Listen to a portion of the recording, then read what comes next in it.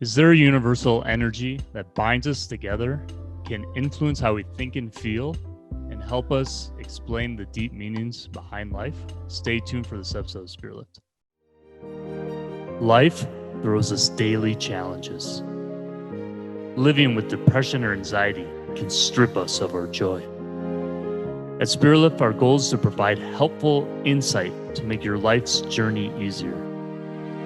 Welcome to Spirit Lift, a journey to a better you. Before we get started in this episode of Spirit Lift, if you enjoyed the content, please consider giving us a thumbs up. And if you want to be informed each and every time we upload new episodes on themes that we are passionate to share with you, such as spirituality, health and nutrition, motivational and inspirational videos, then please remember to subscribe to the channel and, very importantly, hit the notification bell down below, as this will directly inform you the moment each new episode is uploaded. Lastly, please consider commenting throughout this episode, as your feedback helps let us know how we can continue creating valuable content for you.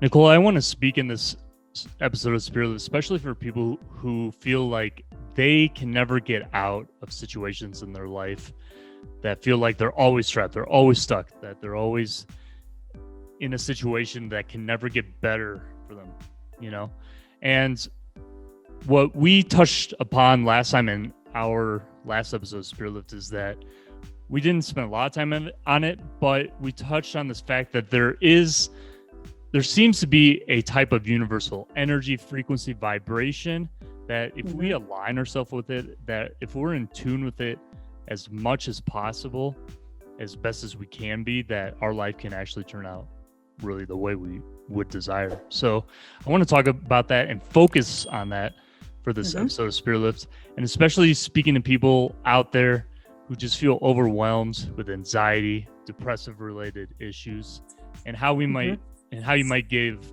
very good insight based on what you know and your experience to help people feel better. So let's just start off, Nicole. Thank you so much for being back on Spirit Lift. It's an honor. I really enjoy speaking with you, and so does our audience.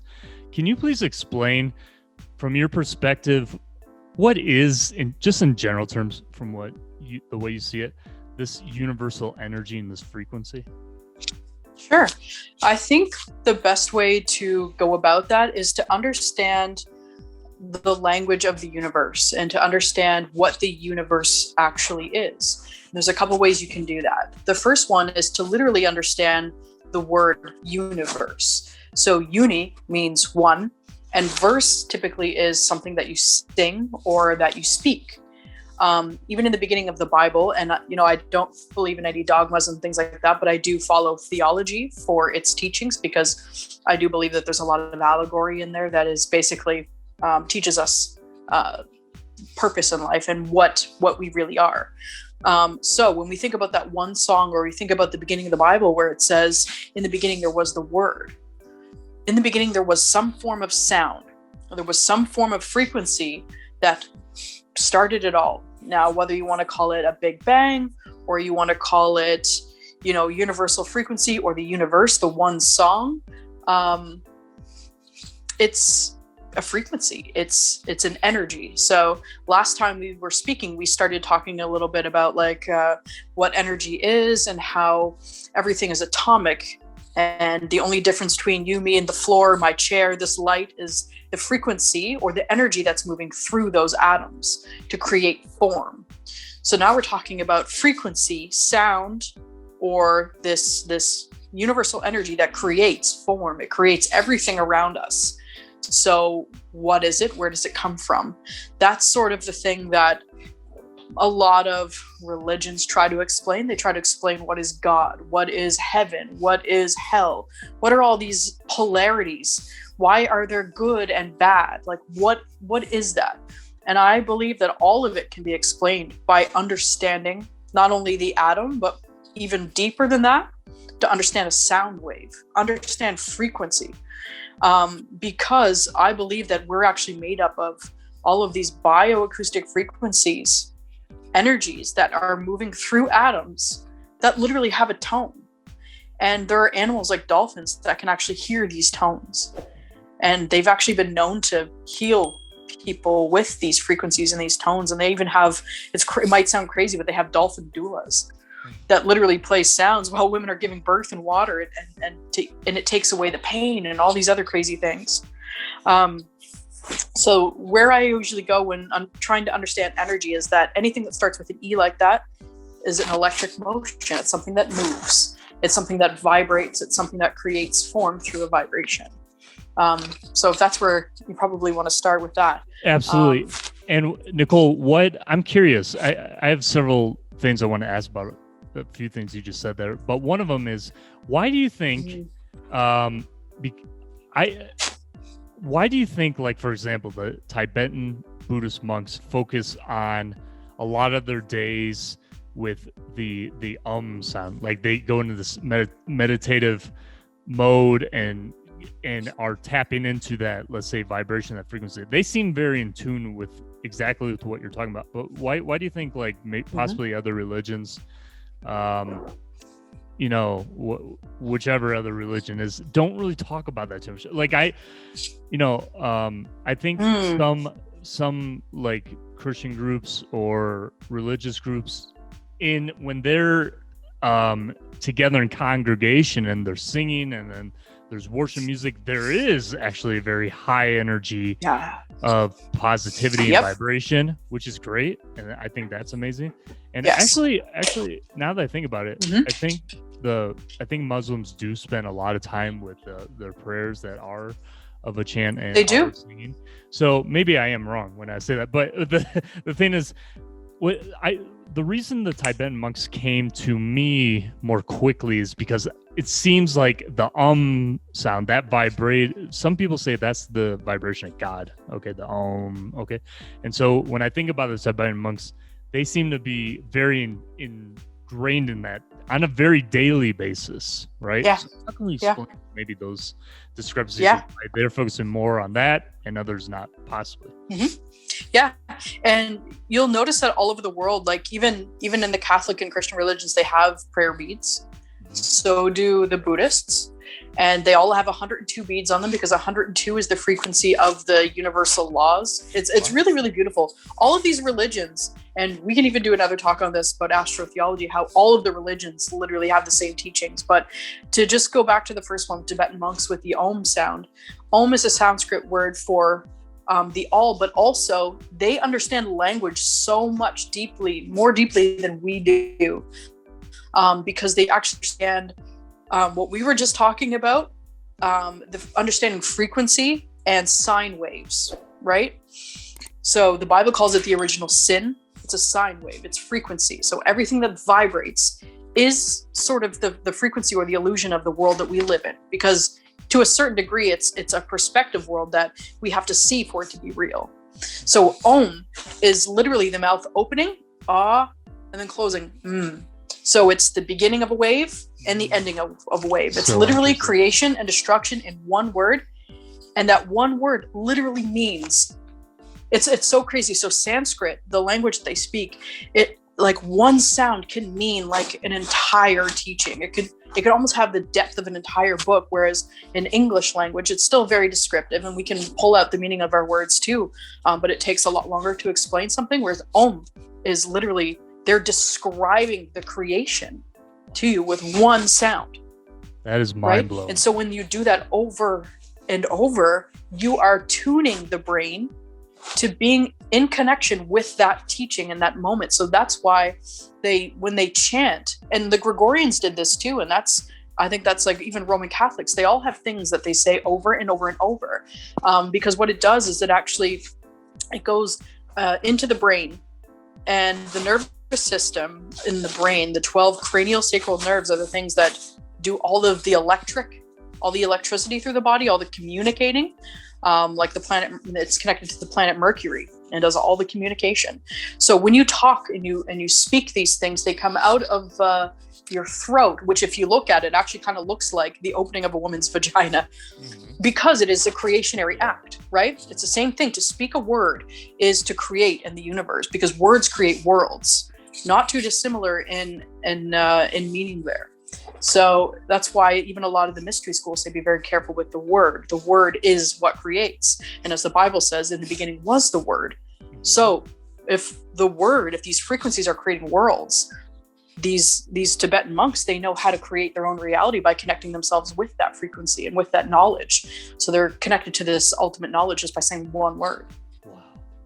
Nicole, that is actually the first time I'm hearing that description of the word I had no idea about that. Like when you're talking about the creation, and it's absolutely fascinating. And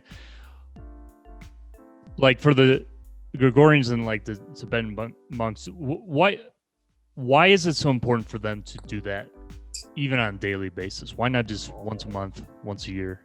It's kind of a silly question, but like, what's the importance of basically tapping into this energy, this frequency? Why is it important for these people? Because they understand the importance of the illusory nature of the world, but they also understand that there needs to be some form of ritual or practice in order to tone and continuously balance the self and bring it to center. Because when you're interacting with the world at large and also with many other people and their innate frequencies, and we can talk about that at some point too, that it can easily become out of balance with the ego mind, which is sort of our filter of how we deal with fear in the world. So that's basically what my thinking on that is, that there has to be a repeated practice in order to, like, it's the same thing as going to the gym, right? Like if you want to stay fit and healthy, it's something that you have to repeat, right? Like you can't just go to the gym once a month and have a nice toned body, for instance, right? Like it has to be a repeated practice. And I think it's the same thing with your mind and with balancing the energy inside of your body. I think it's no different. So they do a repeated practice because that's what they do. They're basically Jedis, for lack of a better word.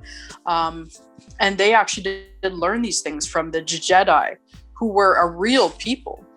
Most people don't realize a lot of that stuff from Star Wars, talking about the Force, were really the source, the frequency from which all energy comes from, is actually from Egypt. The Jedi were people that were actually able to control their minds and frequencies, and were very, very powerful people that guarded the kings and queens in ancient Egypt. Wow, it's so amazing, all these different histories, and I'm sure they're just amazingly profound, and what they're able to understand. And what Nicole, I think when you're talking about this, I think part of the root of what we can get to with this understanding is that if we understand how, again, what you're talking about, how these frequency and vibrations affect us on the molecular level, at the very tiniest of what we are made of, as what this is, right? Each and every one of us. Yeah. That will determine, let's say, a very fruitful, balanced, enjoyable life versus not so much, right? So probably throughout all of the different centuries, all the different civilizations, probably they were all trying to get to this one main thing. It was like, how can we have the best life, right? And where I think some of this gets misconstrued is that some people say, okay, we need to figure out how to live life analytically up here, right? In our brain. We got to figure out life through logic. But we, tapping into this inner self, inner understanding, inner life, the real life force, all comes down to the actual binding of what the universe is made of. Wouldn't you say? So do you? Yeah. It seems like. Yeah. And also there's good actors, bad actors, right? For me, I don't want to get conspiratorial, but I think bad actors understand this very well, as much as how it's used for good, right? I think there's definitely a force, right? So my main thing I want to get at is, if we, from your perspective, if we really understand this language of the universe, as it's really through this kind of understand vibration, sound, everything else that seems to be the glue of everything, it can really, do you think, really help us understand who we are and how we really have an enjoyable life? Yeah, totally. And I think one of the main things to remember is that when you understand that everything is frequency, then you start to go, I recommend looking into something like the Kybalion. That's one of my favorite go-to teachings in terms of really explaining these 7 principles that explain everything about how the frequency works. Sorry, so can you explain what the Kybalion is really quick? Yeah, it's an ancient teaching. It has, again, roots in ancient Egypt. So also want to credit almost all of these ancient original spiritual teachings. They all come from Africa. The original people of the earth who have literally, the Eve gene, where all humanity basically has spread from. And unfortunately, even that information has been suppressed. So again, not to get conspiratorial, but there has been a suppression of spiritual knowledge. And especially in the Western world, we do not have a great connection to, the Western world is the only one that doesn't have a teaching about reincarnation. Everywhere else does. Why is that, you think, in your opinion? I'm just curious. Because we're a very masculine, industrial, and this is changing, society. That's a lot more materialistic. It's more, and this all has its point and purpose in the great, universal plan too. But you can see that even America right now is under a great amount of turmoil. And the reason is because that energy is shifting and transforming, and there's resistance to it, right? We are becoming a more highly evolved, a more spiritual type of society. You think about when technology was introduced, really the internet, cell phones, us talking, from thousands of miles away, that changed our minds. We are evolving right now. So that was a mental evolution, and how we communicate changes and how we think changes. And, now I think we're kind of going through a period of spiritual evolution where more people are tuning in and tuning on to a higher self and higher frequencies. So Nicole, this understanding of in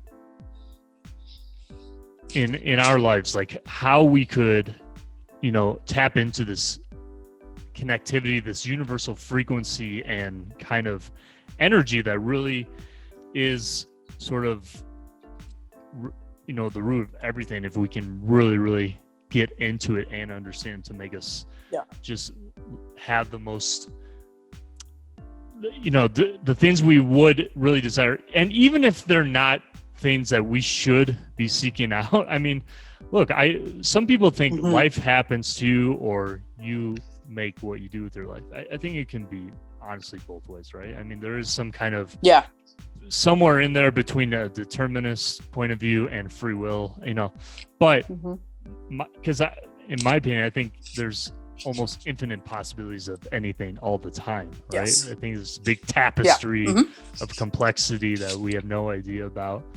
But exactly. So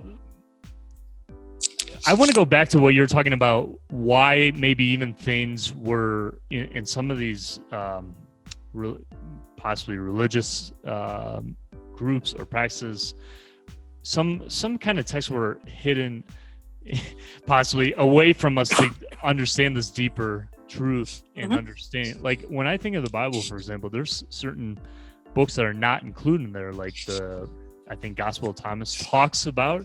There's actually within the Gospel of Thomas, Jesus actually talked about the way in which you can discover this inner truth within you and the practice to do that. But that's not anywhere else in the Bible itself, which I find kind of strange. But Isn't it funny how edited it has been? And it's funny that we talk about the Bible as an example. The New Testament was edited and modified by politicians. It's like government approved. It's so bizarre. The older of the spiritual text, the closer you can get to some of the original information, which is literally using Jesus as the figure to teach you how to engage with your own sovereignty and to teach you how to become enlightened. Jesus, to a certain degree, is almost identical to the Buddha as in it was a figure for you to understand and to bring into your life and to appreciate what that energy is of selfless service, of this high frequency of somebody who's sovereign, and use that energy to empower yourself. But we've seemed to turn it to something external, and we worship and we think that it's outside of ourselves, and we don't really use the information to self-empower. And sometimes it's used as religion is almost weaponized against others, which is when you think about what universal frequency is. And if we all come from that same frequency, then we are all one. We are all one frequency, split and divided into this beautiful form. So we're all going through the same thing. So to weaponize that and to individualize ourselves, that's really interesting. So why become an individual? When we think about even Western society, how individualistic we are, I think that is a huge component of colonialism to a certain degree, because going back again to Africa, they were very common unity oriented. They were very spiritual. They were very connected to each other. And so when they did start colonizing Africa, the first thing that they did was go after their spirituality. That's in texts. It's an English text saying they went after their spirituality. They went after the family. And to a certain degree, it seems like that kind of carried over into what we're seeing right now is this individualistic, greedy, materialist style of person where we're taught from cradle to grave that you need to accumulate. It's so toxic, right? Because it leaves people out. It leaves people in poverty. It leaves people, sort of on the fringe. So when you're talking about this high vibe spiritual thing, it's really important to really include the fact that there was some funky business going on there that did separate spirituality from the human condition, right? And took and kind of bastardized a lot of religions around the world and made it about not what it was intended, which I think was a beautiful spiritual teachings to learn how to empower yourself. I study a lot of religion because I've always been interested in, and I've always had a tune into the fact that it is telling the truth.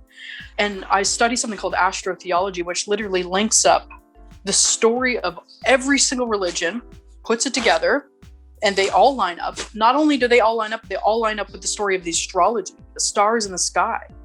I can explain to you how Jesus is actually the planet Jupiter. Jupiter represents in astrology good fortune, giving, selflessness, beauty, and Saturn actually represents Satan. And if you actually look at the properties of Saturn, you'll recognize those properties of Satan. And it's just really, really interesting. So, in the 12 disciples are the 12 zodiac signs. It's really, really incredible when you start linking it together. No, I mean, that's definitely a profound conversation. Either we can touch on more right now or definitely another episode. Yeah. But Nicole, I want to go kind of more into that idea what you're talking about, in a sense, individualism and in a way collectivism. Not collectivism like, okay, we all got to think the same, we all got to do the same. That's not what I'm referring to. I think there's a difference between understanding the root nature of what you're really getting to, this vibration, this frequency that is the binding force behind all of us, no matter what. No matter if you are Nicole, I am Devin, she is her, he is he, except whoever, right? Basically, right? What I'm trying to say is, there are constructs that don't want us to think or be a certain way, and I think that's there for a reason, right? But if we understand what's going on in here, right, in this, on a very, very molecular level, if we understand that's going to just open up again this deeper understanding of really the spiritualness that is, that really, really makes this universe the way it is, right? Go ahead. I'm sorry. No, I think it's the understanding of self that actually makes you start to recognize the things around your world that maybe aren't necessarily in alignment with your heart.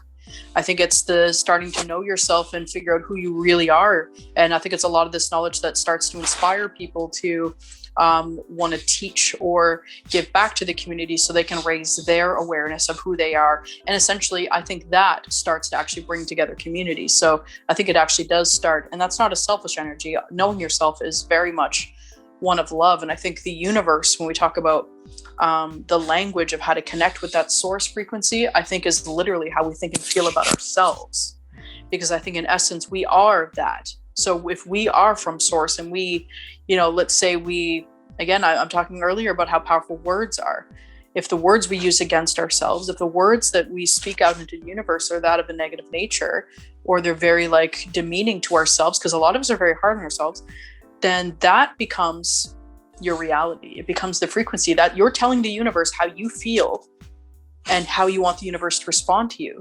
And the funny thing is that when you start making yourself a priority, when you start aligning your words with truth and with higher values, and you speak more beautiful things into the world, you'll notice that the universe starts to give you those things. It starts to reciprocate. Okay, Nicole thinks she's a priority. Let's give her things that reflect that she's a priority. So I'm talking about how everything's a frequency, and then how we sometimes use the verbiage that we get stuck in cycles. That's frequency. That means we're not getting out of a certain loop, or we're not leaving a certain frequency. And that's why we start to experience the same things over and over and over.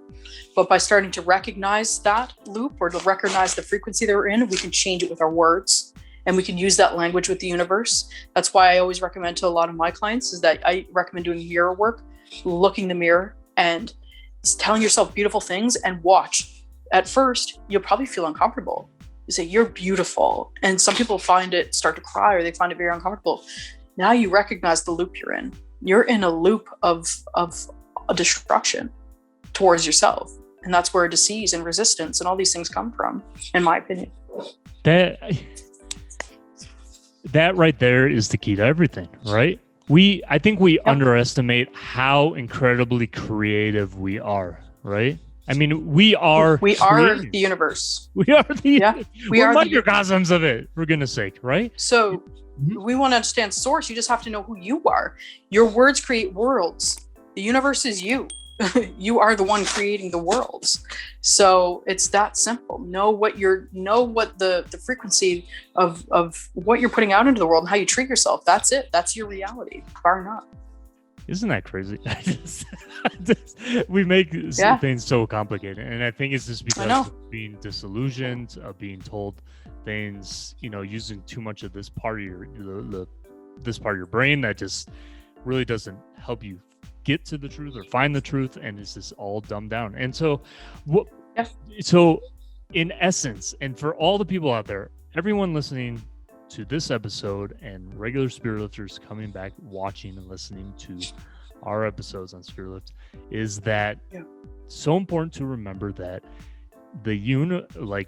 for what I'm thinking in my mind, in my heart, about what you're talking about, Nicole, is that our life is almost like a boomerang effect, right? It's nailed it. Yeah. It's like what we're putting out, it's going to come back to us, right? So if you think because think about a sine wave, right? It goes up, it goes an equal amount down. It goes up, it goes an equal amount down. You have to remember a sine wave. It's everything. As within, so without. As above, so below. It's everything has a reciprocal, everything has a pole. Even think about the earth, we have poles. We have negative, we have good, we have dark, we have yin, we have yang. Like we have these polarities in everything. And so if you want to get really, really deeper into how to find peace in all of this, most people think, if I find the highest elation, if I'm the happiest, well, guess what happens? Right after you have the biggest elation of your life comes the crash. Why? Because everything has an equal, right? Everything has, and I think that's where even a lot of this stuff about soulmates comes in, because everybody realizes that there's a pole, that there's an equal or an opposite or an even to everything, and therefore as a human being there is an equal or an opposite, right? So you even think about everything that is in the world is frequency. So when we go back, let's go back to Tibetan monks again and meditation, right? MED literally means middle. So when you're talking about the sine wave, what they're doing is they're releasing the illusion, releasing the frequency of going up and down and being out of balance. And they're getting to the middle, which is the dielectric energy that moves through the sine wave, is what pulls the energy along. It's in the middle. It's not going up and down. It's in balance.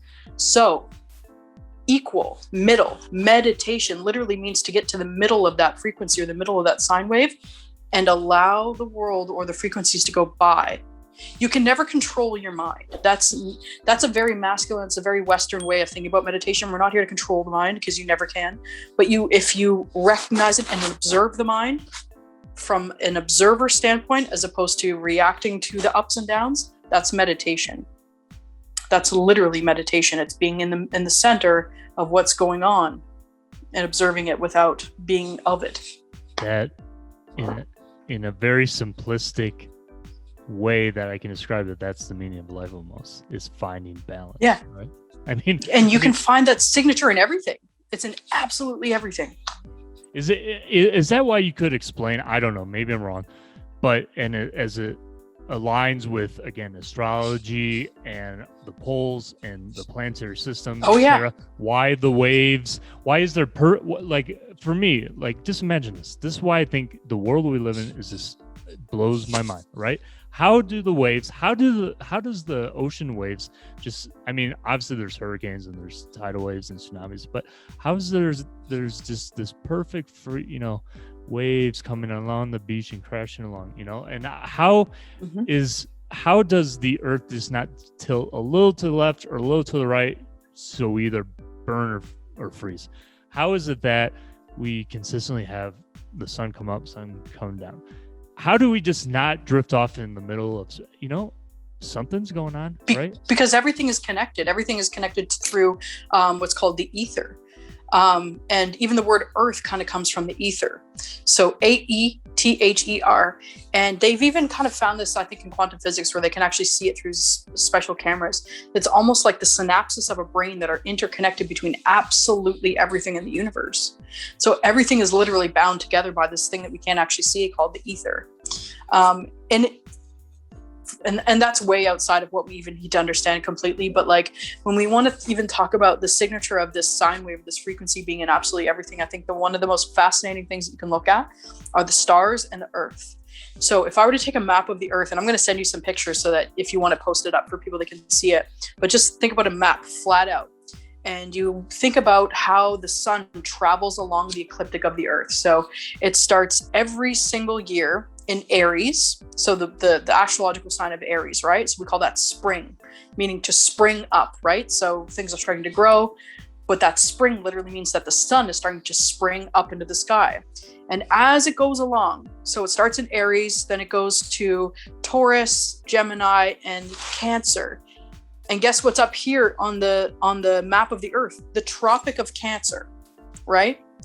Because they know that the sun starts at the equator, goes up to the Tropic of Cancer.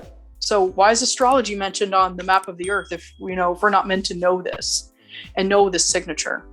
Then it goes to Leo, down into Virgo. And if you look at the sign of Virgo, it's literally meant about, it represents like planting the seeds, sowing seeds, getting the earth ready, this mothering energy. And what is that? The fall.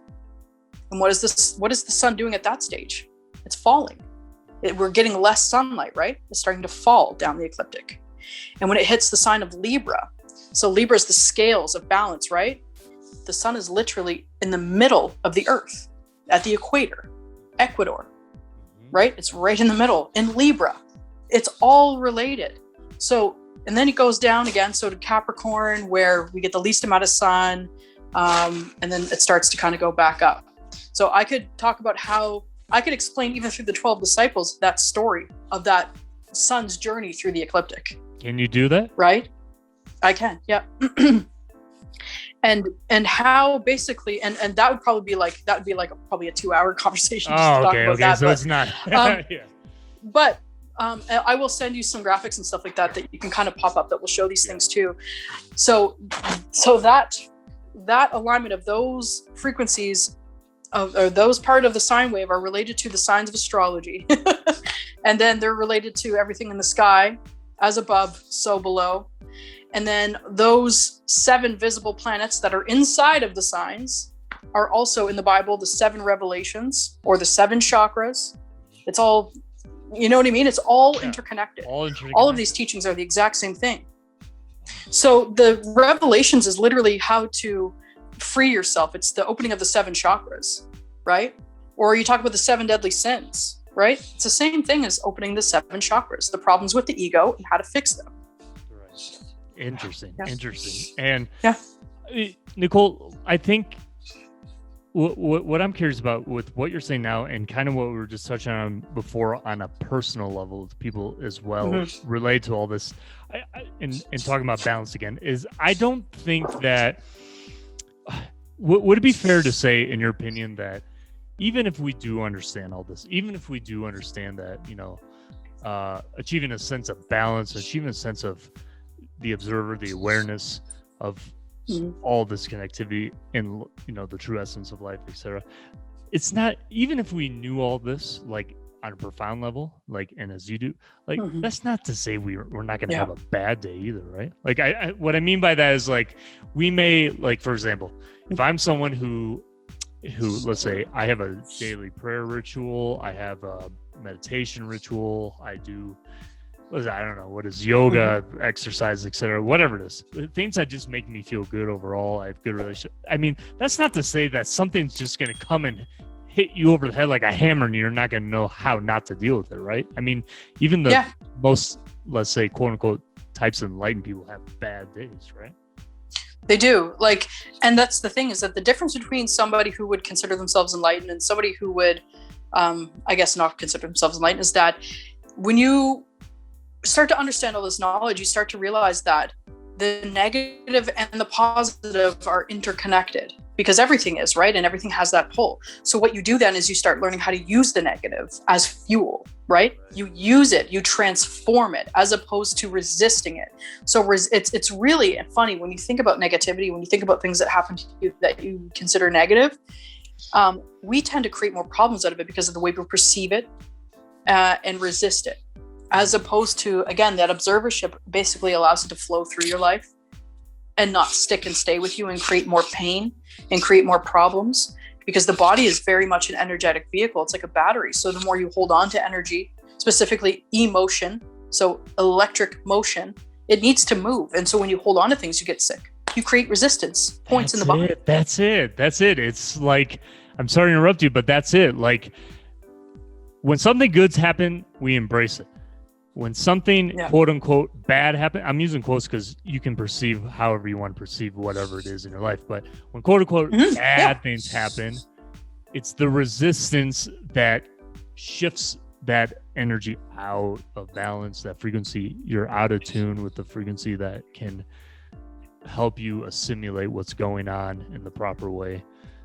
And that's it, right? I mean, like, so for example, if I don't know, let's say I'm having a day where I'm walking down the street with my wife, we're having an ice cream and we see a doggy and pet the doggy, whatever. And then all of a sudden, someone drives by and they throw, I don't know, maybe they saw me somewhere one day and they say, I don't like that guy, and throw a pizza in the back of my head, right? It's how I react to that will essentially, maybe determine the rest of the day, the week, etc. But it might be like, oh, that guy didn't like me, oh well, and you brush it off and get on. Exactly. I mean, it could still be the best day of your life almost, because you can say, oh man, that hurt. I mean, maybe you'll feel a little bit of that kind of tension inside, but then depending on how then you react to it afterwards, like, okay, let's just go enjoy the rest of the day, let's go and do whatever and get on with the day. It could turn out to be the most miraculous day. There was a time, and my wife and I always, well, not always, but once in a while recollect on this. There was a day that we remember very distinctly that it seemed like everything would just turn out miraculous that day. Like, we went, I don't know, it even started early in the day. Like, we saw like a beautiful 2 rainbows. This is when we were living in England. We saw 2 beautiful rainbows just come out in the morning, just beautiful. And then we saw we saw like an incredible movie, and then we saw some like people that we were thinking about, and then we ran into them. And then when we went to out to eat and have like a drink that night, someone offered to give us 2 bottles of champagne because they didn't want it, like from their table. And then when we left that night to go home, we found 50 pounds on the ground. Like, it was like, how are there days like that? Like, I don't know what they call synchronicities, like when just there's just too many unbelievable things that just happen all at once.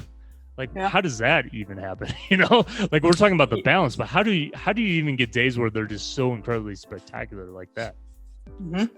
So days like that, I mean, they can basically, it usually, and you have to think about frequency, right? So the beginning of a wave usually is how the harmonic plays out. Okay. So if I strum a guitar, it tends to play that same note for a little while. You hear it, you know, you'll hold the tone. I feel the same way about the beginning of my day specifically. So if something happened to you that was miraculous in the morning, you're suddenly believing that miracles are suddenly possible for you, and you're in that frequency, and that harmonic will then play out for the rest of the day. That's why, like, when you read things about The Secret, or even talk about like Tony Robbins, how they're so fascinated with starting the morning by screaming mantras. Even Joe Dispenza talks about, you know, waking up and saying, I expect miracles. That's because you're toning your frequency, just like the Tibetan monks, first, so that the harmonic of the rest of the day plays out that way. So honestly, it probably started with you seeing the rainbows and like in this frequency of awe, and then it harmonically kept going out throughout the rest of the day. So it's literally like, and then we wanted to talk about, like, you know, working with negativity. Well, there's people that I would consider to be magicians of this frequency. Look at Kobe Bryant when he was alive. Kobe Bryant was an alchemist. This man had a room that he called his muse cage, okay? A muse cage of everything that was dark to him and made him feel pain. And he would go in that room and feel the pain and use it as fuel to just destroy on the basketball court. And he talks about this. There's actually YouTube videos about it. Sorry, Nicole, stop right there really quick. Please talk about that. That's very important, because I think what people sometimes don't understand is that only tapping into this sense of, okay, you know, everything's going to turn out good today. Everything, you know, the mantra, the energy frequency you tap into, that's all great. Let's not disregard that. But I think it's really important what you're saying right there about the pain room, right? Like, and how that's fueled. Michael Jordan was the same way, by the way. He was like, I mean, both him and Kobe were just at, you know, the finest form. Yeah. But I think, please explain how those, let's say, pain points or pain situations can, if we utilize in the right way, can be for us. We can use it as fuel. Like, explain it, because that's not easy to understand, but it can be powerful. Can you explain that more? So once you understand energy, once you understand the poles of polarity, and you understand frequency, then you can kind of tap into what that means. Because, you know, the funny thing is that most of the people that I know that are all love and light, new age, hippy dippy on that, a lot of those people, not all, are very unhappy. There's some of the most anxiety-ridden people that I know, and God love them, but it's just seeking only pleasure. Because seeking only light, seeking only pleasure, guess what that does? What pole you're sending yourself to? It sends you to the negative polarity. Seeking only pleasure, let's say I only eat ice cream every day. I only want pleasure. What's going to happen? I'm going to get sick. I'm going to be 500 pounds in a couple of years. So when you think about people that go after pain specifically for a positive reason, think about going to the gym or being disciplined, right? Discipline. If I go to the gym every day and I put myself through a ton of pain, what's going to happen? I'm going to feel great. My body is going to transform into something positive. So when you start to seek pain for the sake of something positive, you are now using energy as a master. You are going after the experience to create something positive. I know that that is kind of a bit of a mind F. Yeah. But like, think about really, really wealthy, like, celebrity types. Half of them are in rehab.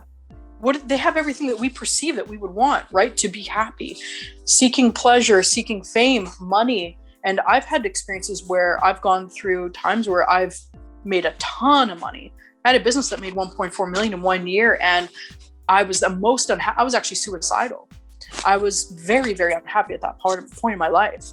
And again, I start to think about the things that you chase in life kind of sometimes end up being the opposite of that frequency. So it's interesting to think, like, you don't think about going after painful experiences, but using them. Or another example I'll use is childhood. Most people have a lot of childhood pain from something. For me, one of my childhood pains was not feeling seen, or feeling like people didn't recognize me. So what that did, how I used that as an adult, is it motivated me to be seen or to be successful. So again, a negative into a positive. It motivated me and fired me up for success, because my inner child wants to be seen in some way, right? Nicole, I have a really important question to ask you right now before we forget. Why we're talking about there could be energy blockages that can make us sick if we resist. What's the difference between the energy that we would resist that could make us sick, or could make us depressed or anxious day to day, versus what you're talking about using as fuel? How do you make that, explain that discrepancy a little bit, right? Is like, okay. Yeah. So I think the best way to see it in embracing yourself. Yeah, totally. I think the best way to see it in yourself is to see the type of relationships that you have in your life, the people that you keep in your life, whether it's friends, partners, whatnot. You can see very much a mirror of how you feel about yourself reflected in the literal human beings that are in your, I guess, your friend group or your relationship.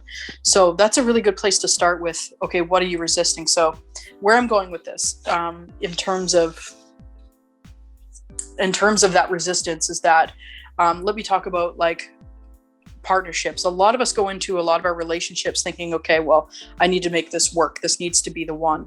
And so sometimes when a natural ending of a relationship should happen, a lot of people don't end it when they should. And then there's that period of pain, right? Almost all relationships end with like a period of pain, right? Like whether it's fighting, arguing, or whatnot. It's not natural to let go when something isn't working anymore, if that makes sense. Yeah. Or it could be a job, right? You keep working at something that you don't even want to get up in the morning to do. So you're in this state of resistance all day. You're unhappy because you're not going with the flow of what you need and what you know that you want. So in a way, you're telling the universe that I'm not a priority. My priority is XYZ. Right. But so in a way, it's just, it happens. Yeah. No, go ahead. I'm sorry. No, you go ahead. Sorry. Go ahead. What I also am trying to understand as well, like, because if I think about energy, like the Kobe Bryant example, if I'm trying to use that as fuel to get me somewhere where I think could be good, aren't I still in a way like resisting something or holding back blocked energy that was of a pain pressure, or a pain, like a closed type of energy, but then trying to release it again to a different right. So what he's doing is he's using the creationary process. So his creationary process is the basketball game, right? So he's using it as fuel and then exerting it physically, right? And that's really important to know too, is that emotions hold inside of the body. They hold inside of different organs in the body based on what the emotion is and what the frequency is. And basically, people don't realize that. Let's say if I have a problem with you, Devin, and I hold on to that and I replay that in my mind all the time, it's going to cause resistance. What you do. Yeah, exactly. Yeah. But instead, what you can do is with those moments and when those pain points, you can either like think about people who created beautiful works of art or beautiful music from a breakup, and it becomes like a number one hit song, like that is using pain to express. It has to be expressed. The energy has to move. And so whether that's creating a painting, a song, doing a talking with people, literally just talking, or you can write it out in a journal, that's an expression, or you can play sports, but you have to physically exert energy. It has to get out of you. right? Do you think it's quite intriguing, Nicole, that let's talk about Van Gogh. I don't know how much you may or may not know about Van Gogh, but I've studied him quite a bit throughout my life at different points, and he seemed to be really depressed. This guy, right? I mean, he just could not get over a lot of issues. Unfortunately, poor guy. Yep. But it just seems like when he was painting, like he just transcended, right? He was literally transcending into something else other than what his state was at that given time, 100%. Right? So, like, again, like, I think, it's fascinating. It's really, really fascinating, and we're touching on a lot of different topics that is really good and really important. But I think it all comes to an all-encompassing sort of idea, which is, I believe, that we should spend more time. What's the meaning of life and why are we here? Okay, that's fine, but you can do that. But it's getting to know the very essence, the molecular essence of us, right? This this vibration, this like tone of the universe that is all of us and that connects us, right? And if we can get that and understand how that all works like in a manual way, but just works as it is of a constant movement and motion, everything else, right? And we don't just like you said, we don't have to go and just chase these pleasures and happiness and this and that. A lot of that is like what you're kind of touching on before. It's all part of the analytical part. It's like, our brain says we need this, we need that. No. It's about, and I can attest to is that I'm a very mental person. I'm very like I think about this stuff a lot, and I find that the more that I think about it and the more I try to know it, the more miserable I become, to be honest. And the more that I accept just in the moment what is the more kind of peaceful and the more joy I sort of feel. So the mental body is sort of I think the mental body is the one thing that kind of keeps us from actually knowing ourselves, because I don't think you can truly understand it with the mind, but when you understand it with the heart, it's different. That frequency or that sine wave, that's coming through the pulse of your heart, right? That's where emotion comes from, right? Why, Nicole, why the heart? When people say, the heart chakra, the heart energy, the heart electromagnetic field, what is it about the heart itself that makes it so important and unique to our human nature to experience and know thyself in a way? What is it about? Well, so basically, when I talk about the sine wave, right, I usually talk about the beginning, middle, and the end, and then it goes down, but then it kind of comes back up, and it creates this sort of toroidal field. Okay, everything has a toroidal or a torus field around it. So this could be again a whole other talk, but the center of that torus field, or the center of creation, is actually the heart, right? It's the center of the torus field of the energetic body that you are. So it's literally where your life force is coming out of. And this can even be proven in quantum physics as well, if you want to look at that. But literally the tone or the frequency that your heart is at is literally going to be the frequency of your reality. So that's why even talk about Buddhist monks again, the breathing exercises, everything is centered around concentrating on the chest, breathing, heart rhythm. Everything is about toning the heart rhythm and getting imbalance within the heart. That's exactly why they do that, because they know that is what tones the frequency of the entire your entire reality. That is so key. And also think about the word. If we are the universe, if we are source creation, what is art, right? Art is a creationary act. And if you think about heart and art are almost the exact same words. So your creationary force is coming right from the center, right? It doesn't come from when you're thinking. Artists aren't thinking all the time. They're expressing. That's more of a passive energy that comes through the heart. And I don't know if people know this, but I've looked it up previously in other research, but I think people don't understand that. I think the heart actually has its own neurons, like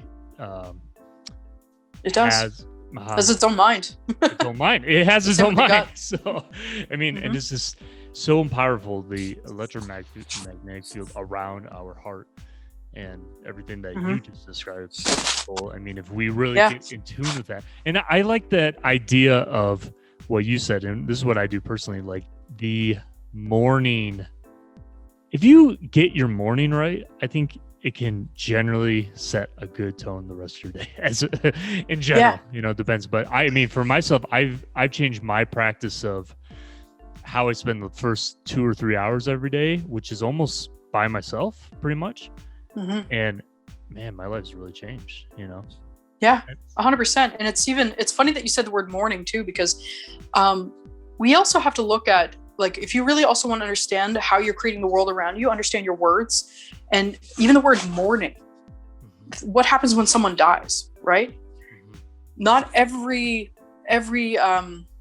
religion, or not even religion, like culture around the world has a different way of describing that. But the English language is really interesting, that we call the end of our work week weekend.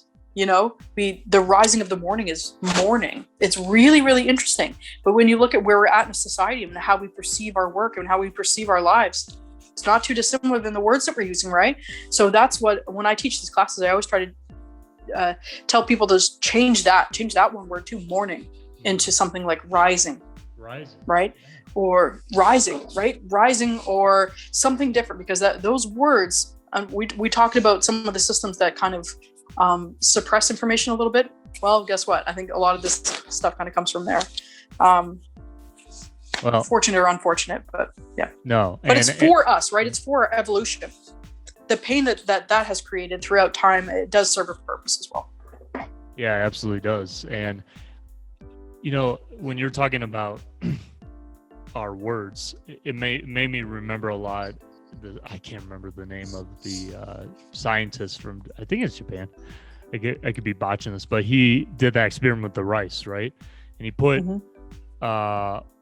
water and rice and in 2 separate rooms and said different things to them. One expressions of love, one other expressions of hate or anger.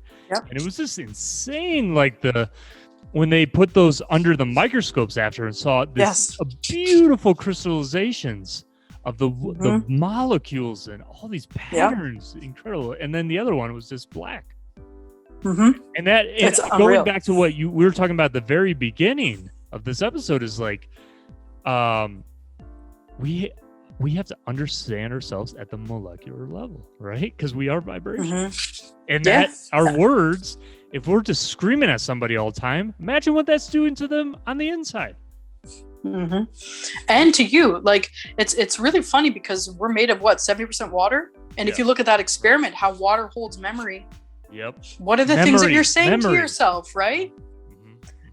So that goes back to, what are you saying to yourself? What are your thoughts? Because it's ingrained, it's in the memory of your body, and you're training and you're telling your body what to do, and you're telling your consciousness what to perceive, right? Unbelievable. Nicole, this has been a very scintillating and enlightening conversation, and there's so many more other issues I really want to get to, but unfortunately we're always capped at a certain time. But we will definitely have to have you on again, Spirit, to talk about some I'd love to again in much more detail, and we continue to go with a fine comb through some of these other issues that are so interesting, and just dig them down and get into other really important topics. That'd be awesome. Our viewers and listeners surely will definitely enjoy, and because they really enjoy you, and they really enjoy all your incredible insight into everything. And Nicole, before we finish, you know, just going back to the kind of precipitous of this conversation is, again, on a more kind of, let's say, very basic, fundamental human level, you know, if people don't understand right now, or they just can't understand, like, why am I why I feel bad every day. Why can't I get on my situation? Why am I always in debt? Why, my life sucks. I suck, et cetera. So like, what would you, as we conclude this episode, what would you say those people right now about really who they are and about their situation and how they can just turn their life around starting today? What I would say is what they say in the Torah, which is the Jewish or Hebrew text. They say that show me the child until the age of 7. Remember that number 7. Yeah. And I'll show you the man. So what I would say is that if you're struggling in cycles of poverty, if you're struggling in cycles of poor relationships, if you're struggling with self-image, the best thing that I think that anybody can do is to look back at your childhood. Look back as deeply as you can into the first 7 years of your life, and you will see the harmonic because when you're from 0 to 7 years old, you're in a theta state of frequency, meaning you're just a sponge. You're taking it all in, right? You're just recording in your mind. You're learning what your relationship are to men, to women, to even money. It's crazy. And that's literally what gets imprinted into your mind. And literally those patterns carry out for the rest of your life until you become aware of the fact that harmonic has been imprinted in you. And that's where we start talking about inner child work, and we start talking about looking at your patterns and starting to see the things that play out in your life over and over and over, and how similar people are coming into your lives and why. And that's when you start making changes, because then you can say, oh, okay, well, I have these insecurities because XYZ, or, I must really, let's talk about money, just money. I must really not have a high self-worth, because I feel if you value yourself highly, that abundance frequency comes into you a lot easier. You do not resist success. So there's something to be said about that. And again, I want to say that this is also my learning, my perception. This, use your own discernment and do your own research, but this is what I found to be true for me. That's unbelievable. And that's so important. People get that, because I think in a way we have to remember, those first 7 years are like a programming in a way, like the download. Literally. Like I'm thinking like Apple downloading everything on my phone. But in a way we can, if we want and we choose to, we can deprogram that or deconstruct that to really find, and create new firings in the brain. Right. Yeah. And there's many people that teach it. I don't teach it specifically, but I do use a lot of teachers and do my own reprogramming quite frequently, and still working on it to this day, quite a bit, and probably will for the rest of my life, right? But there's a lot of really great teachers look at epigenetics. These are the guys you really want to talk to, because they're the ones who are pioneering this fact that you can change your genetic expression through your thoughts and rewiring the synapses in your brain. That's so powerful. Yeah. I will have to definitely, it's crazy. dive into that more for sure as well. Nicole, where can our viewers and listeners find out more information about you, connect with you, see everything you do? So last time we spoke, you said I need to get a website. So I did get a website going. Oh, there you go. Good. Yeah. So if you just Google my name now, if you write in Nicole Tufts, I'm going to probably be the first one to pop up there, because it's on Google Business. You can click on my website there. You can find me on Instagram at Mystic Nick with, just find Mystic Nick. And I'm on Facebook too. So anywhere you kind of put in my name, you'll probably find me, Nicole Tufts. Perfect. So for all of our viewers and listeners, all the spirit lifters out there, will include all of Nicole's information as usual in the description box and the pinned comments in the show notes, so you can connect with her, follow her, and engage with her. And just, she's really, really insightful and very profoundly knowledgeable on so many things. So please check her out and follow her and connect with her where she mentioned, and I will include all that. So thank you again, Nicole. This is a pleasure. Thank you. We will be doing another episode again in the future. So definitely, I think our viewers and listeners will be so excited. So thank you so much again. Sweet. We will see you all on the next episode. Take care, everyone.